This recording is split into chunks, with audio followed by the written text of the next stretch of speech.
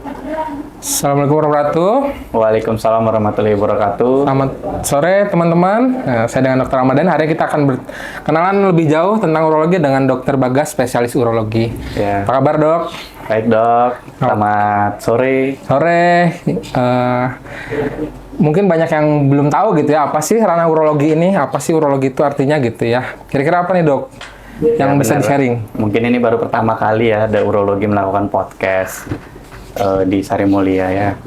Jadi perlu diketahui bahwa urologi ini adalah ilmu yang mempelajari saluran kencing, baik pada pria maupun wanita, disertai dengan organ reproduksi atau genitalia pada pria.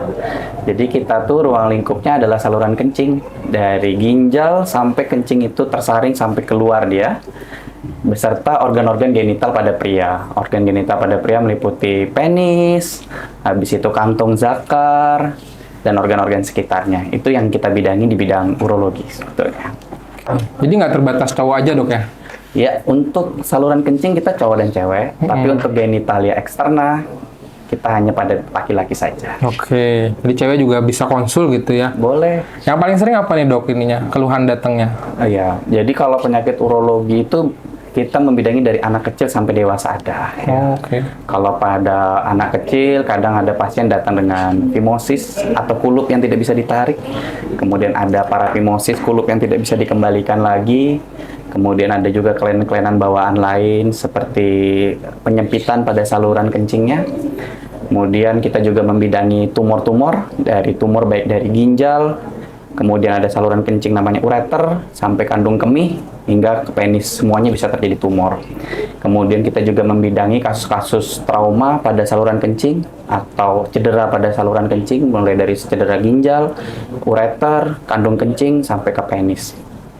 Kemudian kita juga membidangi kasus-kasus penyempitan saluran kencing, dan yang mungkin akan kita bahas nanti lebih lanjut adalah batu saluran kencing. Batu, ya. Banyak kan itu, Dok, ya, bahasan dari urologi ini ya. Banyak sekali benar. Kalau batu tadi, Dok, kira-kira apa ini? Datangnya gimana gitu? Sakit apa? Iya. Jadi sebelumnya saya pembuka dulu ya, bahwa batu saluran kencing berbeda dengan batu ginjal ya. Batu saluran kencing artinya batunya bisa terjadi di sepanjang saluran kencing. Jadi batu di saluran kencing itu bisa terbentuk dari yang atas itu ginjal, kemudian saluran kencingnya, kemudian kandung kemih, sampai pada uretra atau tempat keluarnya kencing nanti. Nah, mungkin pokok bahasan yang kita akan lebih dalami adalah mengenai batu ginjalnya ya. Jadi batu yang ada di ginjalnya. Walaupun sebetulnya batu itu bisa terjadi di sepanjang saluran kencing. Dan keluhannya akan berbeda-beda. Kalau batu yang ada di ginjal, pasien datang biasanya dengan keluhan nyeri pinggang, kencingnya nanti akan berwarna kemerahan, kemudian nanti pinggangnya juga bisa sampai akan terjadi bengkak seperti itu, bahkan pasien bisa jatuh dalam keadaan demam. Makanya kalau sudah dua sisi, pasien bisa dalam kondisi gagal ginjal, sehingga membutuhkan terapi pengganti ginjal seperti cuci darah yang kita kenal ya. Berbeda lagi kalau ternyata batunya itu ada di lebih bawah lagi, seperti di kandung kemih. Pasien nanti akan merasa keluhan-keluhan seperti sering kencing, kencingnya tidak tuntas, habis itu tempat kencingnya keluar pasir, keluar batu, sampai pasien tidak bisa kencing. Tentu akan beda-beda. Tapi terkait pokok bahasan kita yang batu ginjal, pasien hampir 90% datang dengan keluhan nyeri pinggang. Baru yang lainnya biasanya kencingnya merah, kencingnya pasir, kencingnya keruh, seperti itu. Jadi tanda khasnya apa, Dok? Kok nyeri pinggang yang harus segera konsul gitu? Iya. Jadi kapan sih kita curiga nih ya? Karena nyeri pinggang sebetulnya bisa punya organ siapa aja ya, karena di situ ada organ usus juga, bisa jadi ototnya. Kapan kita curigai nyeri pinggang itu miliknya bidang urologi ya? Iya, betul. Kalau dia nyeri pinggangnya rasanya sifatnya tajam ya, seperti tertusuk-tusuk, dan dia nyerinya menjalar dari perut sampai ke tembus sampai ke belakang. Pada kasus-kasus tertentu nanti akan menjalar sampai ke pusat, sampai ke lipatan paha, bahkan sampai ke ujung penis atau di klitoris pada perempuan. Nah, disertai dengan biasanya pasiennya akan kencing sekeruh, kencingnya berwarna kemerahan, dan sampai pada pasien jatuh dalam kondisi demam biasanya dia. Itulah yang biasanya kita mencurigai bahwa ini mungkin khasan adalah suatu penyakit batu di saluran kemih. Seperti itu. Ini karena dia keluarnya biasanya nyeri berarti, Dok ya? Benar. Apa yang bikin nyeri, Dok? Jadi di saluran kencing itu dia ada saraf-sarafnya ya. Mayoritas pasien mengalami nyeri itu akibat adanya sumbatan dia di saluran kencingnya. Jadi ketika batu itu menyumbat saluran kencing, maka tubuh itu akan merespon untuk segera mengeluarkannya. Nah, gerakan, kita bilangnya gerakan peristaltik atau gerakan involunter pada saluran kencingnya tadilah yang merangsang agar batu itu segera keluar. Nah, itulah gerakan yang terus-menerus itulah yang menyebabkan dia nyeri di pinggangnya. Dan nyerinya ini khas biasanya. Nyerinya terjadinya hilang timbul. Jadi di saat dia mengalami serangan tersebut, pasiennya akan mengeluh nyeri sekali. Tapi begitu nyerinya mereda, pasien seperti biasa aja. Jadi seolah-olah dia tidak ada keluhan. Tapi dia secara periodik nanti akan muncul lagi keluhannya, muncul lagi keluhannya. Nah, di saat keluhannya itu datang, biasanya intensitasnya berat. Kalau kita kan ada belajar ya, bahwa skala nyeri 1 sampai 10 ya. Nah, biasanya pasiennya di skala nyerinya kalau 1 tidak nyeri, 10 sangat nyeri, pasiennya di skala 7 sampai 8. Jadi nyeri sekali, kadang pasien sampai keringat dingin, nyerinya itu dia sampai mual, muntah, dan dia tidak dipengaruhi posisi. Mungkin kalau akibat otot, dia dipengaruhi posisi. Begitu posisinya berubah, nanti lebih enakan, tapi kalau di saluran kencing, dia nyerinya tidak terpengaruh oleh perubahan posisi, walaupun posisinya bagaimana aja, dia tetap akan nyeri. Kayak gitu. Hilang timbul gitu dok ya nyerinya? Benar, hilang timbul itu khas sekali untuk organ-organ yang berbentuk tabung seperti ureter atau saluran kemih yang kecil di dalam tubuh. Ya. Kalau muncul nyerinya apa yang perlu kita lakukan dok? Apa minum air putih kah? Atau ke IGD aja langsung gitu ya? Pertolongan pertama tentu bisa kita berikan anti nyeri dulu ya. Kalau ibu-ibu atau bapak di rumah ada yang mengalami keluhan nyeri seperti ini, boleh diminumkan obat anti nyeri. Ada paracetamol mungkin yang bisa digunakan atau ibuprofen yang bisa dibeli di luar ya. Jika dengan obat anti nyeri tersebut tidak efektif, bisa datang ke IGD langsung, karena nanti dari IGD akan memiliki protap-protap tertentu. Tentu atas pengetahuan saya sebagai supervisornya, nanti saya akan memberikan terapi-terapi sesuai dengan kebutuhan pasien. Kalau dengan analgetik saja dia tidak membaik, maka saya akan tingkatkan ke anti nyeri yang lebih kuat lagi. Prinsipnya seperti itu. Namun perlu diketahui Dr. Madania bahwa nyeri pinggang yang disebabkan oleh batu saluran kemih ini adalah kegawat daruratan di bidang urologi. Sehingga tidak masalah kalau pasien mau datang ke IGD. Dan kita akan menangani secara serius bahwa keluhan ini harus ditangani oleh tenaga medis. Seperti itu. Jangan ragu gitu ya, kalau sakit ke IGD aja dulu ya. Silakan ke IGD, nanti kita akan tangani. Kalau memang ternyata ada suatu kondisi ternyata yang menyumbat, kan kita punya ginjal 2 ya Dr. Madania, ginjal kanan dan ginjal kiri. Kalau ternyata menyumbat dua-duanya, itu pasien nanti akan tidak ada keluar air kencing atau kondisi yang dibilang anuria. Itu jauh lebih gawat lagi. Kalau dia sampai pada kondisi tidak ada air kencing yang keluar sama sekali, itu perlu penanganan segera dan dia dapat dipastikan perlu tindakan operasi yang segera untuk dapat mengeluarkan air kencingnya. Seperti itu. Baik, terima kasih dok. Bagi teman-teman yang sudah bergabung di live streaming kita, bisa sambil melemparkan pertanyaan ya. Nanti akan kita bacakan di akhir sesi. Baik dok, mungkin ini lanjut ada beberapa pertanyaan lagi. Kira-kira resiko yang menyebabkan bikin batu ginjal ini apa dok? Iya. Jadi daerah kita Banjarmasin ini adalah daerah yang panas. Ya, kita berada di wilayah tropis yang terpapar mataharinya cukup sering ya, dan cukup banyak kasus batu di Banjarmasin. Saya sebagai urolog banyak menemui kasus dan sebagian besar memang adalah batu saluran kencing. Kalau ditanya faktor resikonya apa, ya tinggal di Banjarmasin ini adalah faktor resikonya karena suhunya yang terlalu panas. Suhu panas ditunjang dengan minum yang kurang oleh pasien, itu membuat kondisi di dalam saluran peredaran darah kita itu menjadi lebih kental, sehingga nanti akan terbentuk kristal-kristal saat dia menyaring itu ginjal. Nah, kristal-kristal yang terbentuk itulah yang membuat nanti terbentuknya batu. Jadi faktor risiko pertama adalah pasien yang kurang minum sebetulnya. Padahal kita di daerah yang panas seperti ini harus lebih sering minum dibandingkan orang. Kalau literatur sih bilang sebetulnya kita minum itu 2,5 sampai 3 liter per hari ya. Jadi kalau ada botol 1,5 liter itu seenggaknya kita minum 2 botol per hari ya. Jadi tujuannya untuk mencegah terjadinya batu saluran kemih. Tentu akan tergantung aktivitas seseorang lagi. Kalau aktivitasnya lebih berat, otomatis minum yang dibutuhkan akan lebih banyak sekali. Ya, itu faktor risiko yang pertama. Kedua, ada kelainan-kelainan metabolisme tubuhnya yang memiliki gangguan. Pasien dengan kondisi hipertensi itu akan lebih cenderung terbentuk batu dibandingkan orang yang tidak hipertensi.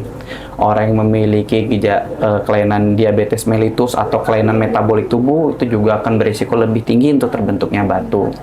Sama yang sering juga mungkin adalah pasien dengan kondisi asam urat yang tinggi. Ya, karena asam urat ini adalah faktor pembentukan batu.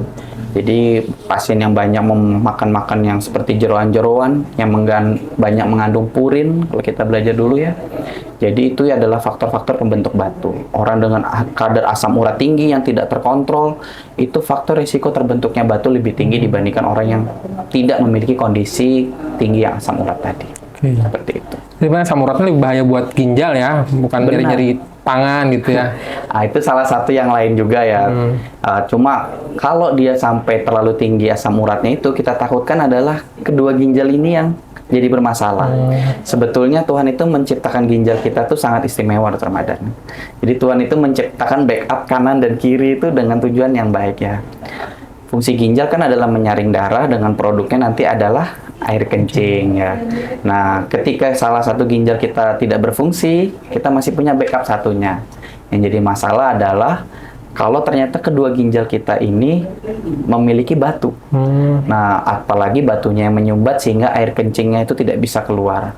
Kalau sudah dalam kondisi seperti itu, nah itu sangat bahaya sekali, kegawat daruratan, dan perlu kita tata laksana yang segera agar segera air kencingnya segera keluar.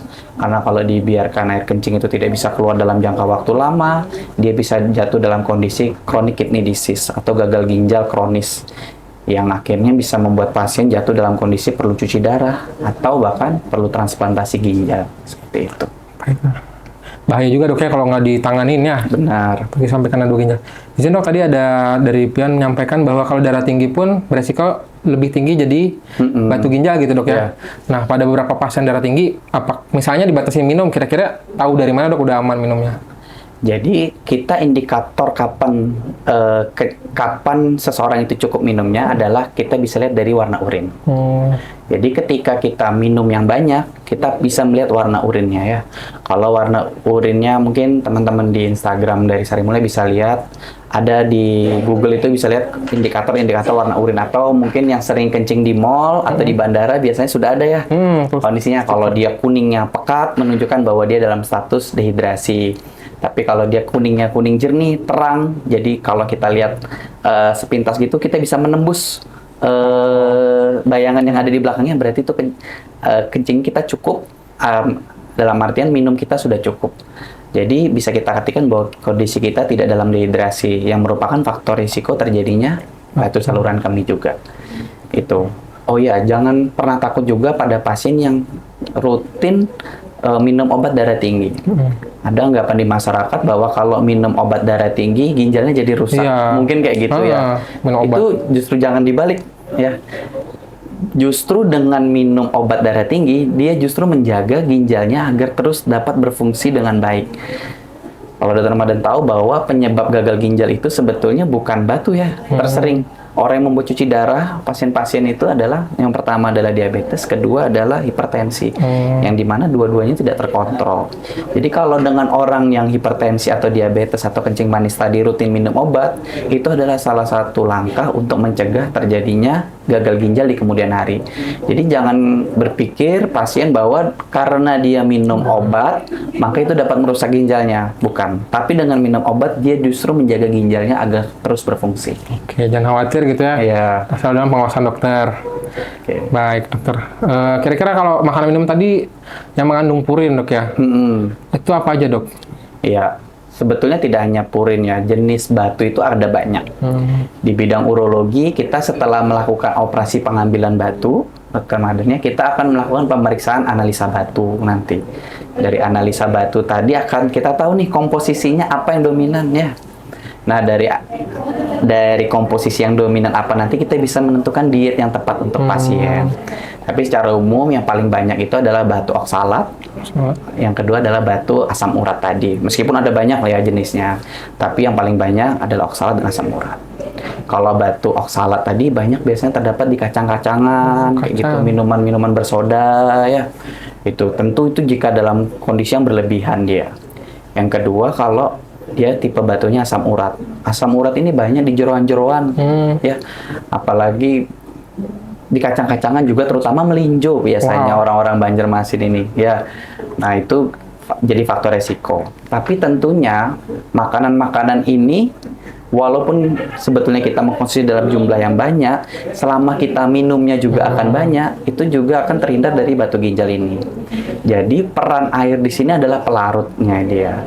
Mungkin kita pernah kan mengaduk air dengan garam kayak gitu. Selama airnya banyak, garamnya kan akan tetap larut. Tapi begitu air sedikit, maka akan terbentuk garam. Garam yang kita aduk juga tidak akan larut. Nah, air kencing juga prinsipnya seperti itu. Selama kita minum air yang banyak, maka pelarutnya tadi akan cepat hilang dia. Jadi walaupun tadi senyawa-senyawa oksalat, asam urat, itu semuanya walaupun kita konsumsi dalam jumlah banyak ya sebetulnya, asalkan minum kita banyak, itu juga bagus, kita tidak akan terbentuk batu. Terus hati-hati juga pada kasus orang-orang yang sering meminum obat yang bersifat diuretik, ya, atau yang bersifat membuat dia sering kencing, pasien-pasien jantung tuh biasanya. Nah itu juga otomatis air kencingnya kan akan sering keluar, harus diimbangi dengan minum yang cukup juga. Habis itu orang-orang yang mengkonsumsi kopi. Jangan salah, kopi sebetulnya bagus untuk tubuh. Tapi pada kondisi orang yang kurang minum dan orang yang minum kopi, cenderung akan banyak nanti mengeluarkan air kencing ya. Kalau dia kurang minum air putihnya akan terbentuk batu. Itu juga salah satu faktor risikonya. Oke, jadi kopi ini bikin kencing gitu ya? Iya. Kan lagi musimnya kita kopi shop gitu ya? Iya, benar. Nah, nggak masalah sebetulnya Dokter Madan ya, selama dia bisa menjaga minumnya itu agar tetap tercukupi, tetap banyak, maka terbentuknya batu juga sebetulnya lebih minimal. Jadi kembali lagi, kita sebagai dokter urologi itu kalau ditanya obat paling penting bagi dokter urologi itu apa sih? Air putih sebetulnya ya. Air putihnya bagus dia. Harapannya agar dia menjadi pelarut, nanti kristal-kristal yang terbentuk dari hasil metabolisme tubuh tadi bisa cepat keluar lewat air kencing. Gitu. Jangan lupa minum dok ya. Iya. Oke, baik, terima kasih banyak dokter untuk sharingnya. Untuk teman-teman yang bertanya, mohon bersabar ya, nanti kan kita bacakan pertanyaannya ya. Ini selanjutnya dong, kira-kira apa yang bisa diperiksa untuk memastikan oh ini batu gitu ya? Jangan-jangan apa gitu? Apa perlu cek kencing kah, USG kah? Iya. Jadi untuk pemeriksaan penunjangnya ya, atau pemeriksaan laboratorium atau pemeriksaan pencitraan, jadi ini kita bertahap dulu dari yang sifatnya tidak invasif yang bisa dikerjakan. Mungkin untuk teman-teman tenaga kesehatan jika curiga adanya suatu batu saluran kencing adalah dapat melakukan pemeriksaan urinalisis atau pemeriksaan kencing ya. Dari pemeriksaan kencing nanti kita bisa lihat apakah ada sedimen, apakah ada kristal dari situ ya. Nanti dari pemeriksaan kencing tadi, ketika kita mencurigai ini ada suatu batu, maka dokter urologi akan melanjutkan ke pemeriksaan USG ya. Kalau dokter-dokter lain mungkin alat utama dia dalam berpraktek adalah stetoskop ya. Kalau kita dokter urologi itu alat utama kita dalam berpraktek itu USG. Jadi kita sangat butuh USG itu karena semua pasien yang dengan indikasi tertentu akan kita lakukan USG tadi. Kita curiga batu ya. Dari USG nanti akan kita tampak apakah ada gambaran batu atau tidak di ginjalnya maupun saluran kemih yang lain. Mungkin yang tidak bisa tampak dari USG adalah batu yang terdapat di ureter karena salurannya sangat kecil sekali yang menghubungkan antara ginjal dengan buli atau kandung kemih. Nah, pada USG itu tidak bisa kelihatan. Namun kita bisa curigai kalau ada batu di situ kalau ternyata dari hasil temuan kita ginjalnya bengkak. Nah, ketika kita curiga ginjalnya bengkak, maka kita akan lanjutkan pemeriksaan lebih canggih lagi, yaitu pemeriksaan CT scan. Nah, alhamdulillahnya di rumah sakit kita di Sari Mulia ini, kita juga memiliki pemeriksaan CT scan. Dan semua pemeriksaan yang kita butuhkan untuk penegakan diagnosis batu semuanya tersedia di rumah sakit kita. Dari pemeriksaan cek kencing tadi, ya. Kalau perlu pemeriksaan darah untuk mengetahui fungsi ginjal pasien ini masih bagus atau tidak dengan melihat kadar ureum dan kreatininnya, itu juga bisa kita lakukan pengecekan. Kalau perlu USG juga kita bisa melakukan di rumah sakit kita. Dan kalau memang kita butuhkan suatu pemeriksaan CT scan, kita juga bisa melakukan pemeriksaan CT scan di rumah sakit kita. Gitu. Jadi ya rumah sakit kita cukup lengkap sebetulnya untuk dapat mendiagnosis apakah seseorang itu memiliki batu ginjal atau tidak. Seperti itu. Jangan khawatir gitu ya, kalau ada masalah bisa langsung konsultasi dengan dokter urologi kita. Kalau ronsen kelihatan nggak dok kalau batu itu dok? Tergantung jenis batunya tadi saya bilang ya. Kalau batu tipenya oksalat, itu biasanya batunya sangat keras sekali. Ketika ronsen foto polos, kalau kita bilang ronsen X-ray itu, dia akan kelihatan. Tapi kalau tipe batunya adalah batu asam urat tadi, dia cenderung tidak terlalu terlihat atau semi-semi seperti itu ya. Jadi ya sebetulnya tidak terlalu membantu pemeriksaan pemeriksaan foto polos itu. Kita lebih senang pemeriksaan USG yang kita lanjutkan dengan pemeriksaan CT scan seperti itu. Oke, baik dok. Yang memang khusus gitu ya pemeriksaannya, tujuan tergantung tujuannya gitu dok ya. Oke, kalau untuk misalnya udah ketemu dari kencing nih misalnya udah ada sedimen misalnya. Kristal biasanya ya. Kristal gitu kan. Nah, itu kapan perlu diberikan obat, kapan perlu ditindakan gitu dok? Iya. Sampai saat ini kita di bidang urologi sebetulnya tidak terlalu menganut penggunaan obat-obatan sebagai cara untuk menghilangkan batu. Walaupun sudah banyak penelitian beberapa obat-obatan yang sifatnya fitofarmaka atau bisa kita bilang obat-obatan herbal yang dapat mengeluarkan atau menghilangkan batu istilahnya. Namun efektivitasnya sangat rendah, kurang dari 20% sebetulnya batu yang bisa keluar, sehingga banyak tidak berhasilnya mengeluarkan batu dengan pengobatannya. Sehingga kalau misalkan pasien terdiagnosis batu, ya jawabannya adalah dilakukan tindakan operasi. Walaupun sekarang istilahnya operasi di bidang urologi itu sudah minimal invasif. Artinya kalau dulu paradigmanya bahwa ketika ada batu adalah dibuka atau dibelah, sekarang kita di Rumah Sakit Sari Mulia sudah memfasilitasi, memiliki beberapa instrumen-instrumen sehingga operasi batu itu bisa kita lakukan dengan teknik minimal invasif. Jadi kita memiliki beberapa alat, atau biasa saya sebut ke pasien itu kita teropong istilahnya ya. Kalau di istilah medis kita bilangnya URS. Jadi itu nanti tapi tergantung jenis batunya. Kalau dia batunya tidak terlalu keras, ukurannya kecil, bisa kita lakukan dengan tindakan tersebut. Sebisa mungkin kita di urologi ini tidak lagi menggunakan approach operasi yang terbuka yang pakai sayatan seperti itu. Jadi jangan khawatir ketika pasien berobat di urologi, kita lakukan tindakan, walaupun sebutannya operasi, nanti setelah operasi pasien mungkin tidak melihat adanya sayatan pasca operasinya. Sehingga pasien bingung, ini saya dioperasi atau tidak sih? Ya kita karena sudah menggunakan teknik minimal invasif tadi. Kita menggunakan alat-alat tertentu, alat-alatnya memiliki kamera, kemudian ketika kita menemukan batu, kita memiliki pemecah batu, sehingga batunya nanti bisa kita kecilkan menjadi serbuk, keluar lewat aliran kencing. Seperti itu. Jadi kalau sampai saat ini dibilang teknik obat-obatan itu masih belum efektif, tapi sebisa mungkin kita menggunakan teknik-teknik minimal invasif pada kondisi-kondisi pasien ya. Tapi memang ada kasus-kasus tertentu di mana batunya sangat besar seperti itu, ya mau tidak mau kita masih tetap menggunakan operasi-operasi terbuka ya. Walaupun sebetulnya di kemajuan zaman ini sudah bisa juga kita menggunakan tanpa sayatan itu ya. Cuma mungkin masih keterbatasan fasilitas di rumah sakit kita seperti itu. Dan teknologi yang baru juga ada juga yang menggunakan getaran. Kalau Dr. Madan pernah dengar ya istilahnya ESWL atau extracorporeal shockwave lithotripsy. Artinya pasien itu akan kita getar ya. Jadi ada suatu alat yang memancarkan gelombang ultrasound kayak gitu ya. Jadi gelombang itu akan diteruskan sampai ke batunya, nanti harapannya batunya terpecah kayak gitu dia. Itu yang sudah ada juga teknologinya, walaupun efektivitasnya masih rendah ya. Ya seperti itulah. Ada banyak terapi-terapi di bidang urologi, dan itu tadi kita sebagai dokter urologi sebisa mungkin tidak menggunakan tindakan operasi terbuka atau yang menggunakan sayatan. Sebisa mungkin kita mendahulukan tindakan yang sifatnya minimal invasif. Tidak buka gitu dok ya. Iya. Kalau yang digetarkan itu yang kata orang laser itu dok, bukan? Beda lagi ya. Beda. Jadi kalau laser itu kita juga itu teknik pemecah batu ya. Teknik pemecah batu ada laser, nanti ada yang pneumatik dia. Jadi itu harus kita melihat batunya dulu secara langsung.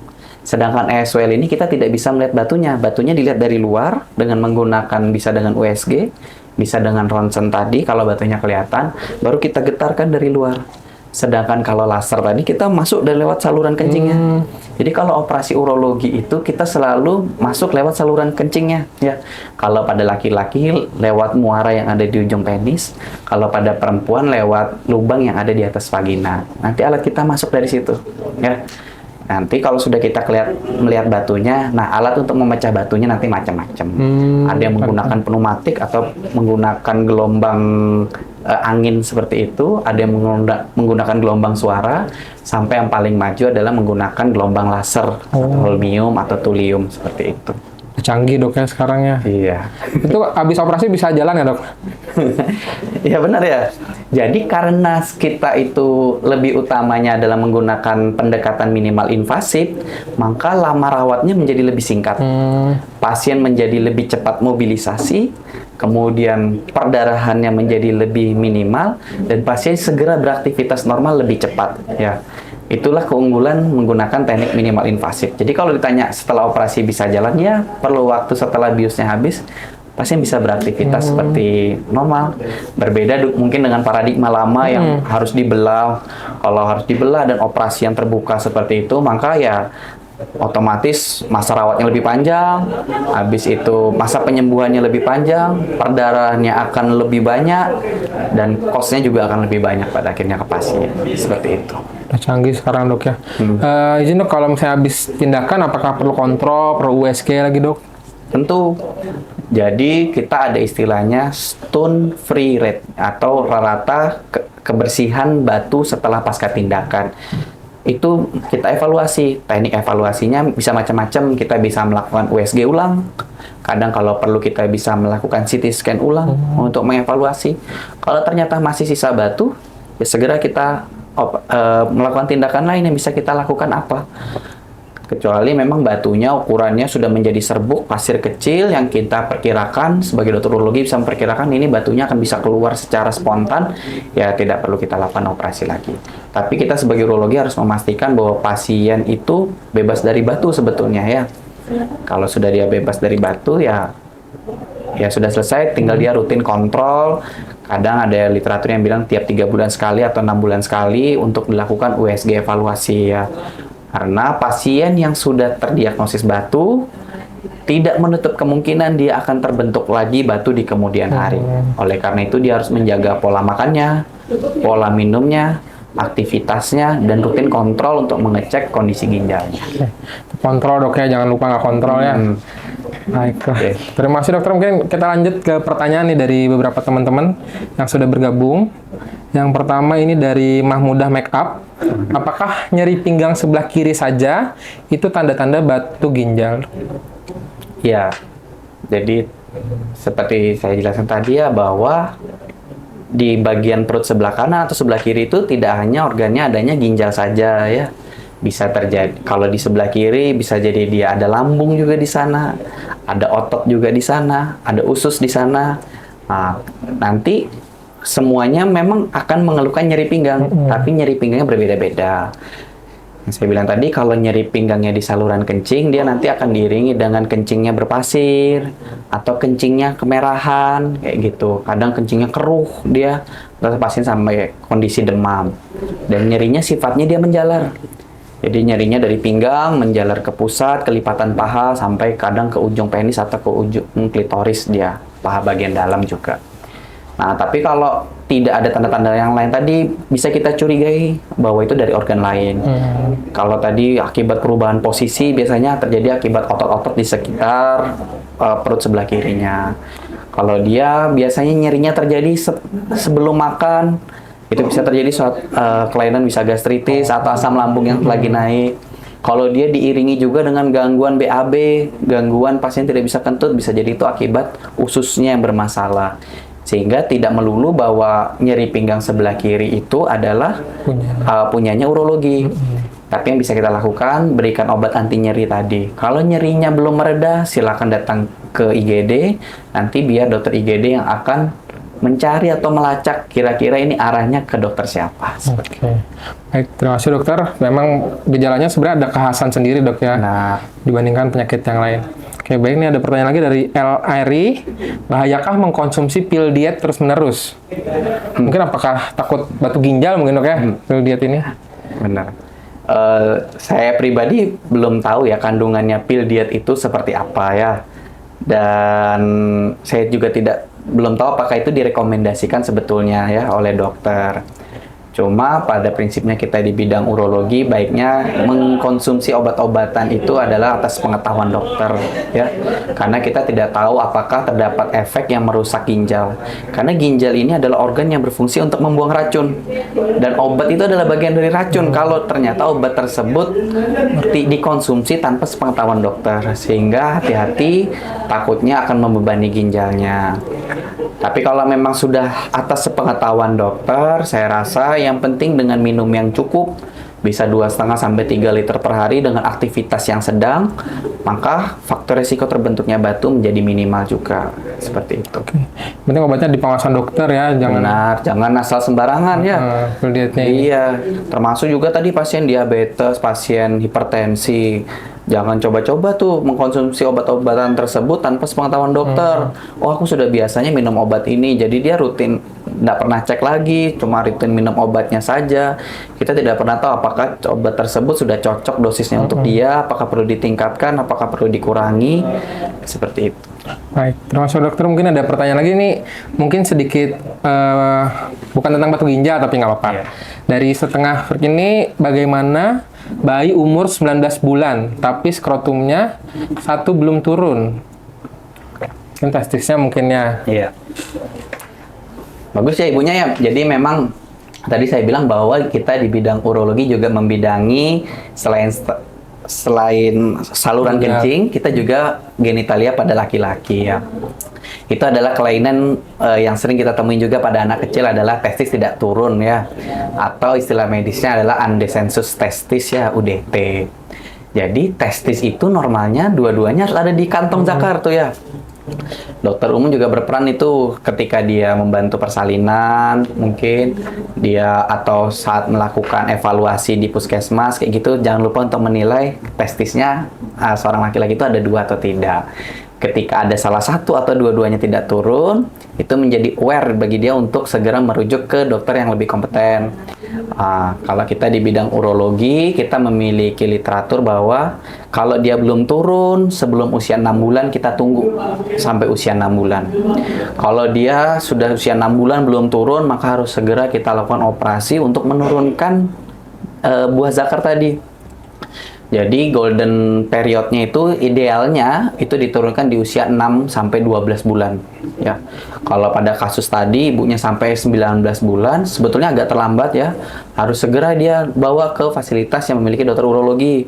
Nanti kita akan meraba dulu apakah teraba atau tidak bijinya itu di sepanjang tempat turunnya tadi. Kadang ada yang berada di lipatan paha dia. Tapi masih teraba. Kalau masih teraba, segera kita turunkan. Tapi kalau tidak teraba, kita perlu pemeriksaan lebih lanjut lagi. Bisa dengan menggunakan teknik laparoskopi untuk memastikan posisi testisnya atau buah zakarnya itu ada di mana.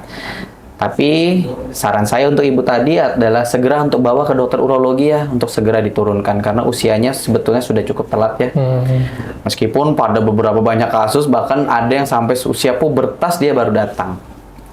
Kenapa? Mungkin jadi pertanyaan juga, kenapa sih testis itu harus atau buah zakar itu harus ada di kantong zakar? Karena kantong zakar kita itu organ yang sangat bagus dirancang oleh Tuhan. Jadi kantong zakar itu dia benar-benar melindungi zakar. Ketika suhu dingin, dia akan mendekati tubuh untuk dihangatkan. Tapi begitu dia suhunya hangat, dia akan menjauhi tubuh.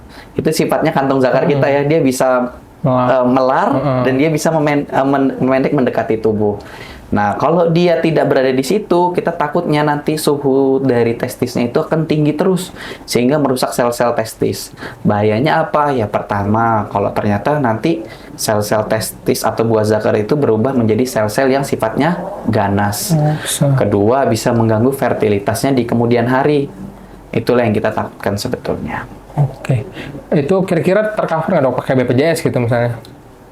Ya, jadi BPJS baik sekali ya. Di cover kok dengan BPJS itu untuk operasi tindakan seperti itu. Bahkan tindakan operasi-operasi ginjal juga BPJS sangat mengcover pasien-pasien dengan keluhan-keluhan batu saluran kemih. Banyak berarti tindakan yang bisa dilakukan dok ya? Ya. Oke, baik dokter, terima kasih. Ada pertanyaan lagi dari Don Ichandra. Jika sudah kena batu ginjal, apakah bisa berulang? Yang tadi mungkin dok ya? Ya, jadi saya bilang tadi ya, sangat mungkin berulang ya. 1 dari 10 orang yang menjalani operasi batu saluran kencing, dia akan kambuh dalam 1 tahun pertama. Jadi tetap ada kemungkinan 10% dari seorang yang menjalani operasi itu dia akan kambuh. Kapan dia kambuh? Ketika dia tidak bisa menjaga pola hidupnya. Dia tetap minumnya kurang, padahal aktivitasnya berat. Habis itu makannya juga tidak dijaga, tidak diimbangi dengan minum yang banyak, gitu. Tentu dia akan kembali lagi dan tidak menutup kemungkinan perlu operasi lagi. Atau pasien-pasien yang tidak dapat mengontrol kondisi kelainan metabolisme tadi, seperti adanya hipertensi dan diabetes itu yang tidak pernah dia kontrol. Itu akan membuat ginjalnya akan terbebani, akan terbentuk lagi batu ginjalnya. Jadi ya, kita harus melacak dulu penyebab batu ginjalnya ini apa. Apakah murni karena makanan dan minuman saja, atau dia memiliki kondisi kelainan metabolisme lain. Oke. Jangan disepelekan yang lain gitu ya, fokus ke batunya aja nanti. Oke. Kalau genetik ada nggak dok kalau batu ginjal nih? Karena genetik misalnya? Iya, ada, cuma persentasenya tidak banyak. Jadi penyakit batu ini murni adalah penyakit gaya hidup. Jadi walaupun tidak menutup kemungkinan dia disebabkan adanya klaim-klaim genetik tertentu ya, meskipun persentasenya sangat rendah. Tapi murni sebagian besar adalah diakibatkan oleh gaya hidup seseorang. Kayak gitu. Oke. Saya minum dulu ya dokter. Minum sekarang dok. Oke, dari Airly terima kasih dokter ya, baik. Sama-sama. Sebenarnya kita lebih fokus ke batu sebenarnya hari ini dok ya. Iya, ya. Dari kasus urologi paling banyak memang apa dok? Apakah memang batu? Kalau kita sebagian besar yang saya temuin di Sari Mulia, yang pertama itu adalah batu saluran kencing ya. Tidak hanya di ginjal, tapi tadi juga di kandung kemihnya juga, atau di saluran ureternya tadi ya. Itu yang pertama, atau batu saluran kemih. Yang kedua adalah perbesaran prostat. Ya, perbesaran prostat atau hiperplasia dari prostat. Jadi prostat ini adalah organ yang dimiliki oleh laki-laki yang berfungsi untuk menghasilkan air mani. Di usia tua, lebih dari 50 tahun, organ prostat ini cenderung akan membesar. Cara mekanisme ya karena semakin tua, hormonnya menjadi tidak seimbang, kayak gitu. Habis itu ya ketika perbesaran prostat ini terjadi, membuat pasien biasanya datang dengan keluhan sering kencing, malam sering terbangun buat kencing, kencingnya jadi tidak deras, kencingnya jadi sebentar-sebentar untuk kencing, kencingnya menjadi tidak tuntas, pancarannya lemah, kencingnya terputus-putus. Nah, itu adalah tanda-tanda prostatnya membesar. Biasanya terjadi di laki-laki usia lebih dari 50 tahun. Ya. 60% laki-laki usia 50 tahun itu mengalami gangguan perbesaran prostat ini. Jadi jangan kaget ketika datang ke poliklinik saya, kok pasiennya banyak laki-laki usia tua. Karena memang ini adalah penyakit yang sering datang ke saya karena dengan perbesaran prostat tadi. Dan kalau memang dia sampai pada fase yang komplikasi, dia sudah muncul tanda-tanda seperti dia tidak bisa kencing, sehingga harus dipasang kateter, muncul batu saluran kencing, kencingnya jadi merah, itu perlu mendapat tindakan lebih lanjut. Kembali lagi bahwa tidak semua yang operasi tadi memerlukan tindakan yang perlu dibelah. Bahkan operasi prostat tadi pun kita juga bisa melakukan tindakan minimal invasif, sehingga tidak ada lagi, sebisa mungkin kita tidak lagi membelah pasiennya. Jadi menggunakan teknik endoskopi, nanti akan kita tipiskan prostatnya agar pasiennya bisa kencing lagi lebih lancar. Teropong juga dok ya? Teropong juga. Oke, mungkin nanti kita buka sesi sendiri kayaknya untuk prostat dok ya? Benar. Sangat luas kayaknya ini. Baik, ini dari teman-teman apakah ada lagi yang bertanya? Kalau tidak nanti akan ada closing statement dari Dokter Bagus. Bagus. Banyak ya ternyata batu. Anak-anak bisa nggak dok batu ginjal? Bisa. Jadi pada anak-anak juga tentu penyebabnya tidak hanya kondisi bukan karena akibat gaya hidup ya kalau anak-anak, tapi biasanya anak-anak didasari dia memiliki kondisi kelainan metabolisme tertentu seorang anak itu. Dan batunya biasanya cenderung lebih banyak di kandung kemih kalau anak-anak. Jarang terjadi dia batunya di ginjalnya ya.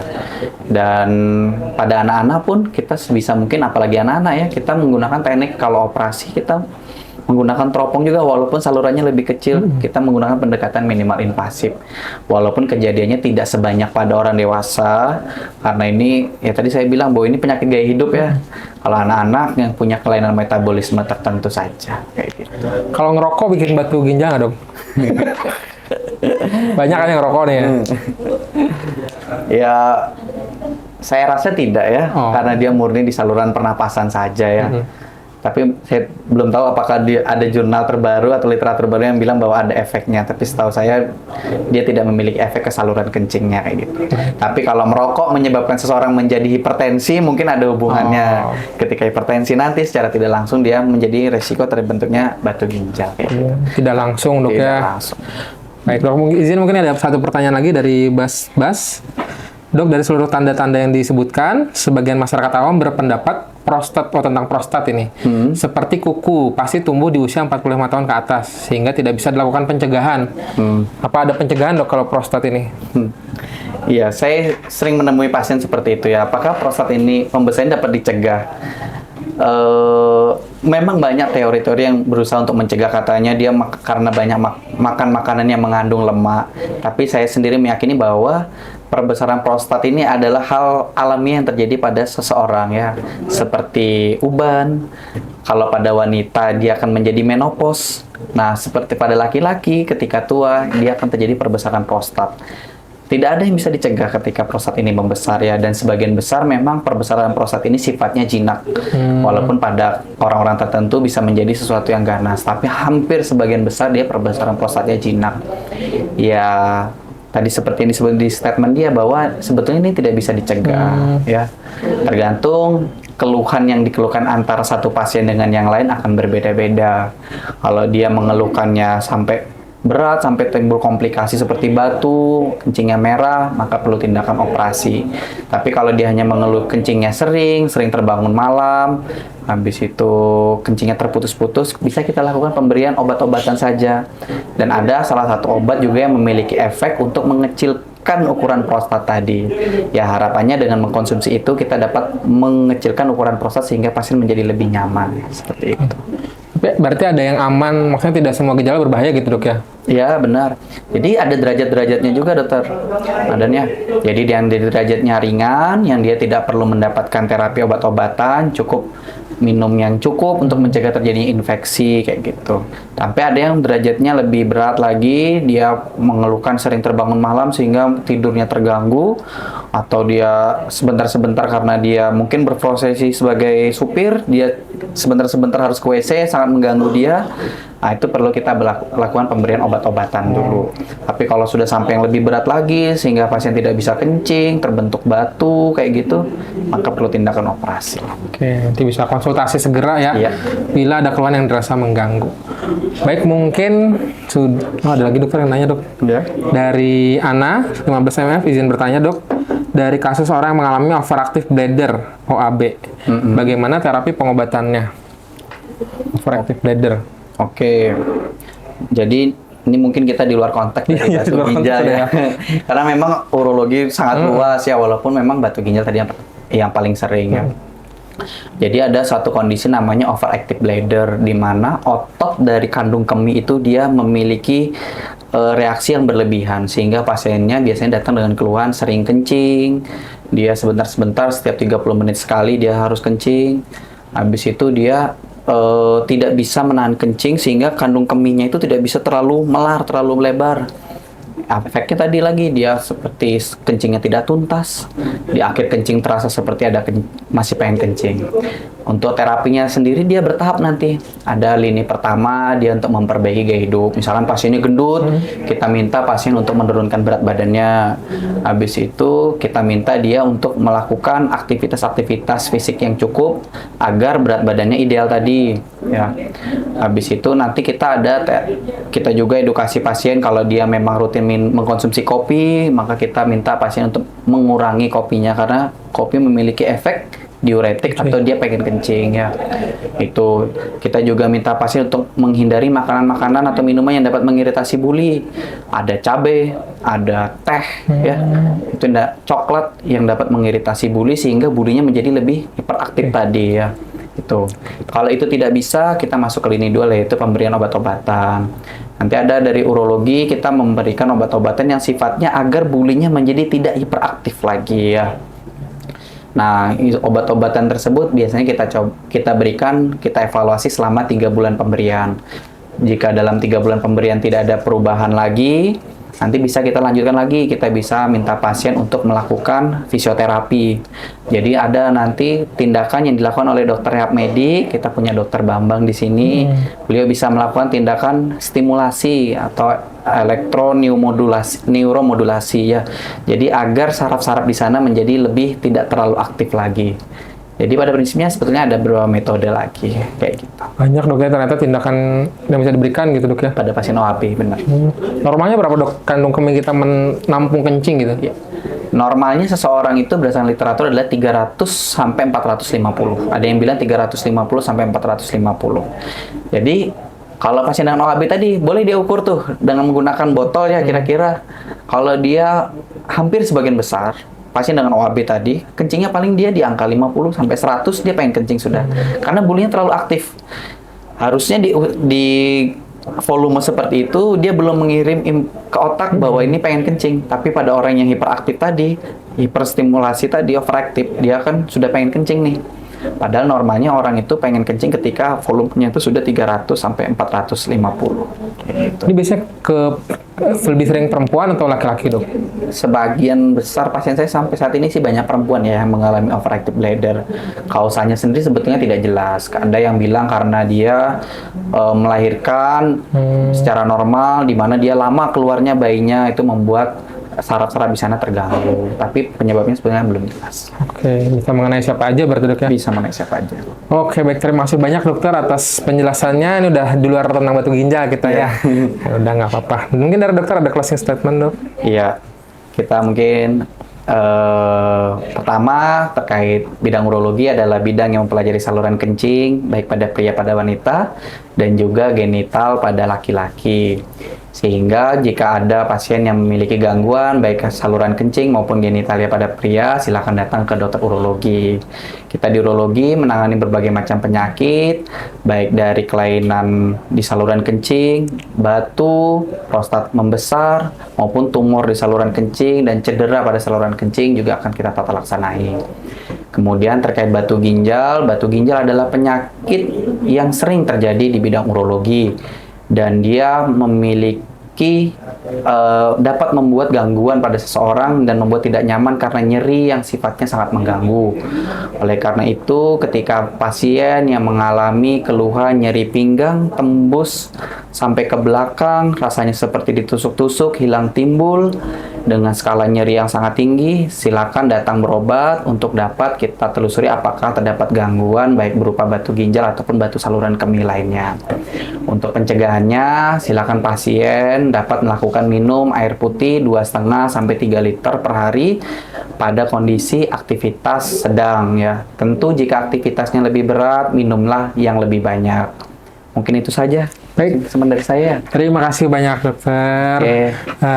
Baik, terima kasih teman-teman atas perhatiannya. Mungkin sampai jumpa di lain waktu. Assalamualaikum warahmatullahi wabarakatuh. Waalaikumsalam warahmatullahi wabarakatuh.